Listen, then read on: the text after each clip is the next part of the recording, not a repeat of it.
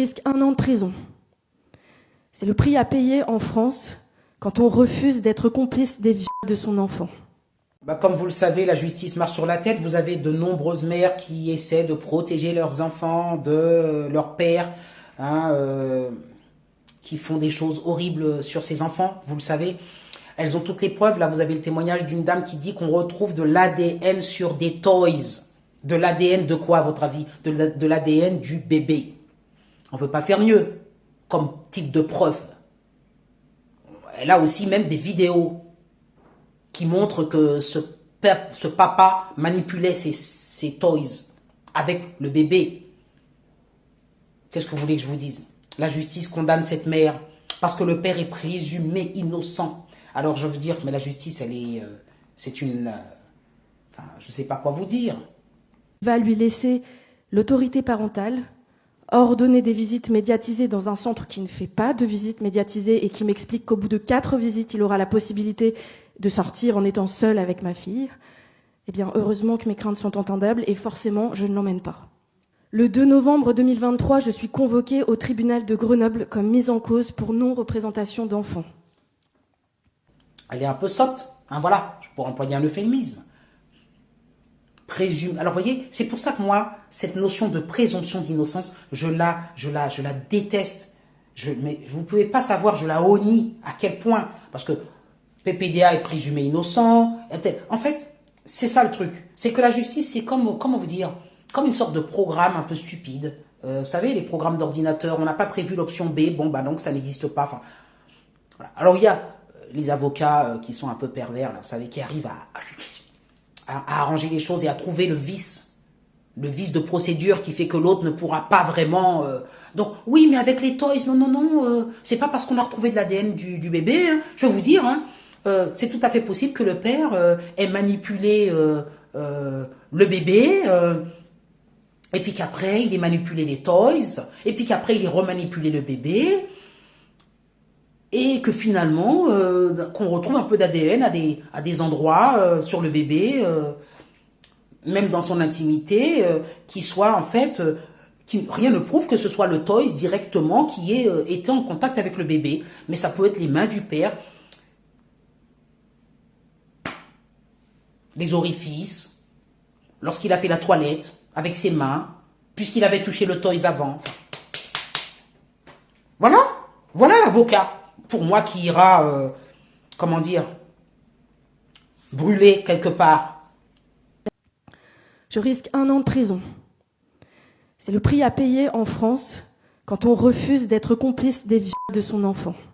La substitute du procureur qui me reçoit m'explique que mon dossier est aberrant, que je n'ai rien à faire ici, que ma plainte n'aurait pas dû être classée et que cela aurait dû se régler en famille. C'est-à-dire que la JAF aurait dû protéger ma fille au vu des éléments de preuve incontestables de mon dossier, qu'elle comprenait ma colère et qu'elle classait tout de suite ses plaintes pour non-représentation d'enfants sans suite.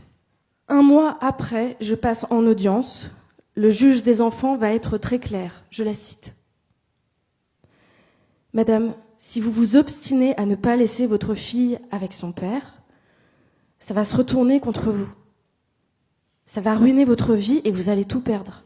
Monsieur est présumé innocent et il a le droit de vivre sa vie normalement, comme tout le monde, et de voir sa fille. » Elle aurait pu ajouter « et de la violer si bon lui chante, ça ne m'aurait pas plus choqué. » De quelles preuves supplémentaires la justice a-t-elle besoin quand il est rapporté et prouvé qu'un père manipule et teste avec son bébé de 6 mois dans les bras des sex toys et que l'ADN de l'enfant est retrouvé sur plusieurs sex toys?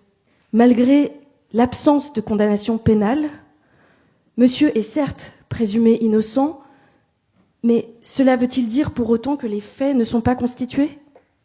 Est-ce qu'il faut attendre une condamnation pénale pour que mon enfant soit protégé? Avec le papa. Voilà la justice, voilà l'avocat. Voilà. Et voilà la justice. Qu'est-ce que vous voulez que je vous dise? Et puis le JAF, le juge pour des affaires familiales, dit « Oui, madame, je comprends votre situation. » C'est-à-dire que la mère, elle est condamnée parce qu'elle ne veut pas présenter l'enfant. Puisque la justice dit que, il faut laisser l'enfant seul avec ce père. L'enfant qui a subi ce qu'il a subi. Ces mères-là, elles sont condamnées. Donc, vous avez des centaines, et vous avez même des milliers de femmes, aujourd'hui en France, et dans le monde d'ailleurs, qui essaient de protéger leurs enfants parce qu'il y a des faits avérés de ce que vous savez, et qui en fait se retrouvent, elles, avec tout le service de l'ASE et tout ça, à subir des enquêtes, à subir de la persécution, jusqu'à ce qu'on leur enlève leurs enfants, qu'on les désenfante. Bon, vous savez que j'ai participé, je répète toujours à l'émission Les Survivantes, vous avez le cas de Madame Sadok, qui est maintenant un cas populaire, malheureusement emblématique pour elle, de mère désenfantée avec un père qui, en plus lui, c'est des sectes pédos, enfin bon, truc, on ne sait pas où sont les enfants, ce qu'ils font, on sait juste que on estime que la mère, elle est indigne de voir ses enfants. On l'écarte définitivement. Mais expliquez-moi, dans quel monde est-ce possible? Dans quel monde humain? Donc voilà, vous avez ces témoignages de femmes touchants. Alors, pour quelle raison? Je sors de cette audience en morceaux. Sonnez. Si je ne plie pas, on va me la retirer. La justice est schizophrène. En novembre, on me dit « Heureusement que vous ne lui avez pas laissé la petite, vous devez la protéger. » En décembre, on me dit « Si vous ne la lui laissez pas, vous allez tout perdre. » Perdu, je le suis déjà. Depuis ces 2 dernières années, avec mes proches, on ne comprend pas. Ce système judiciaire ne tourne pas rond. On préfère prendre le risque de laisser les enfants avec leurs violeurs et s'acharner sur les mères plutôt que de les protéger. Qui peut comprendre ça? Vous connaissez les chiffres. Seulement 1% de condamnation pour les viols incestueux. L'inceste en France n'est pas considéré comme un crime. Visiblement, le crime, c'est d'en parler. Posez-vous la question, pour quelle raison les choses sont ainsi? Pour quelle raison une femme qui dénonce son conjoint se retrouve elle-même punie par la justice, alors qu'elle essaie de protéger? Alors aujourd'hui, vous avez des mères qui, quand elles sont au courant de ça, vous savez ce qu'elles font? Elles n'osent pas dénoncer le père, parce qu'elles savent qu'elles risquent de perdre leur enfant. Vous vous rendez compte jusqu'où ça peut aller? La perversion du système. Voilà. Postez vos commentaires, encore une fois. Est-ce qu'il y a un ministre qui va aller mettre son nez là-dedans? Mais moi, je vous ai dit, la justice, mais il vaut mieux ne pas avoir affaire à aucun niveau avec la justice, parce que elle n'a rien de juste. Elle ne porte pas son nom. Enfin, c'est pas la justice, c'est l'injustice à tous les niveaux. Mais vraiment à tous les niveaux.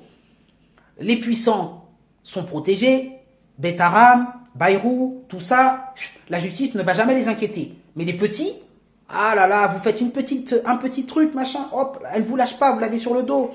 Oh là là, mais les placements, comme vous le savez, à l'ASE, oh là là, on place des enfants, on les met dans des foyers, ensuite on les prostitue.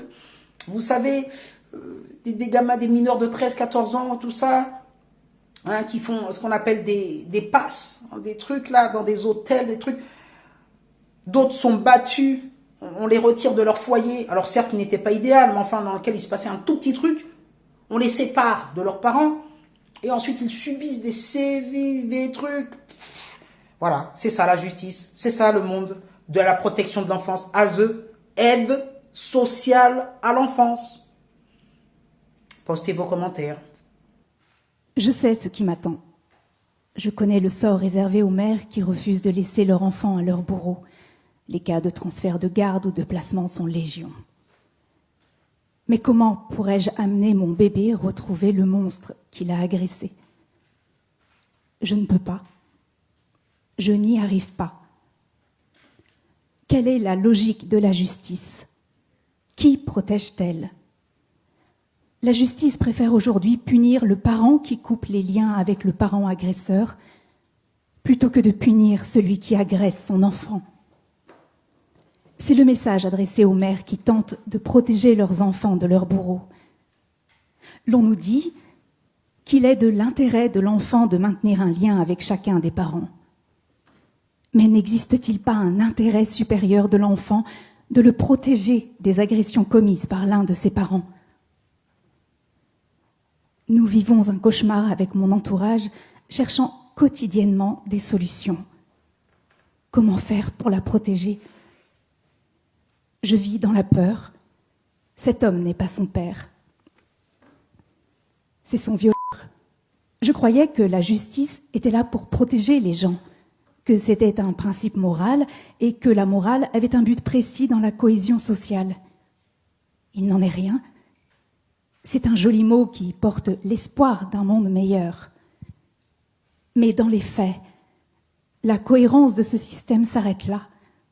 En France, le pays des droits de l'homme, des hommes uniquement, certainement pas des femmes et des enfants.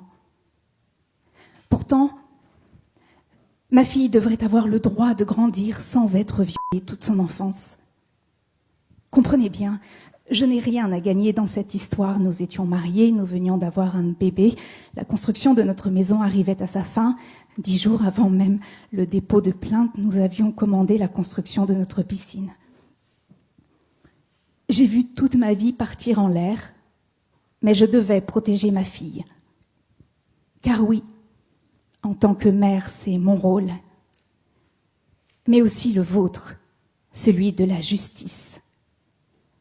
En tant que magistrat, vous avez prêté serment, celui d'être digne, intègre et loyaux.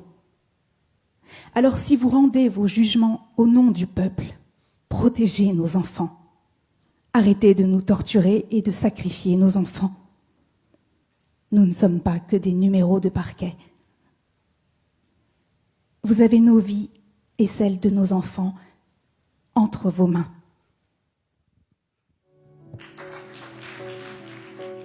The call of the 500 mothers, launched by Incesticide France and the United Nations, are urging France to protect our children.